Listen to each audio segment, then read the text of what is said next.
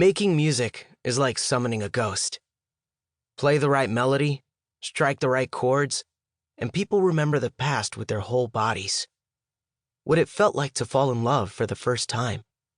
What it felt like to have that heart you never knew could be so big, broken. The right song sinks its teeth in us and makes us feel in places we thought were numb. The right song hangs us high above the clouds and makes us dream. My mother's favorite song was The Book of Love by Peter Gabriel. And when life gets quiet, when life gets loud, I close my eyes and sometimes I can hear the strings washed in synthesizer. I can feel the rise and fall of the notes in my chest. I can feel her unfurling my clenched fists and wrapping her arms around me. I feel things that I can't unlock otherwise. It's been 8 months since she died, and the only thing that makes life bearable is being the one to turn the key, to find the song that finally reaches the person who's been hiding in the corner of the dance hall all night, to watch it slide over their body and wrench them onto their feet. Sometimes it's just a toe tap, a jiggle of the knee. Sometimes a tear falls. Sometimes it's a smile so small you can barely see it. And it's those moments that keep me coming back to these grimy dance halls and smelly gymnasiums, DJing every family reunion and quinceañera that comes my way. Because it's better than being home on the weekends with my dad and my brother, who have stuffed their grief so down deep that it's like we live on 2 separate planets. One where mom is a bittersweet memory, and the other where she never existed at all. Because when I'm the one controlling what's coming through those speakers, I can change my whole mood with one swipe of the play button. I can remember her when I want. I can forget it all, too. The 7-foot robot standing next to me shrugs.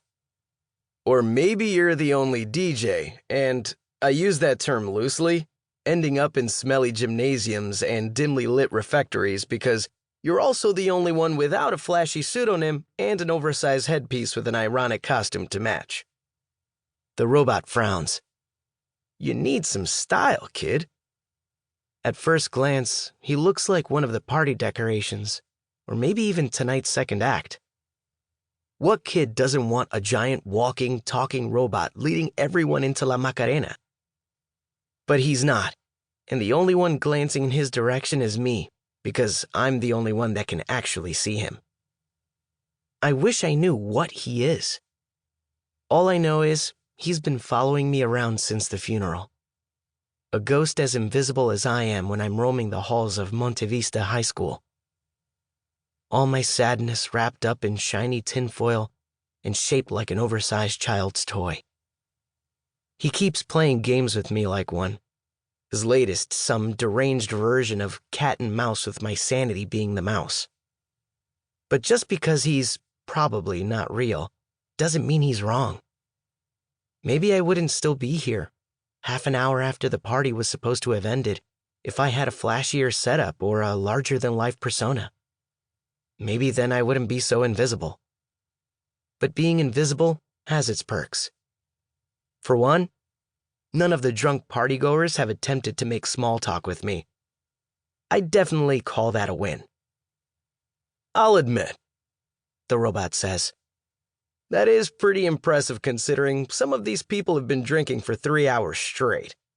Well, at least all the white people who showed up at 4 because that's what the invitation said. Some of them were already buzzed by the time the family finally arrived. But is it even una fiesta real if the birthday boy doesn't arrive late to his own party? He showed up bouncing in a souped-up muscle car with hissing hydraulics.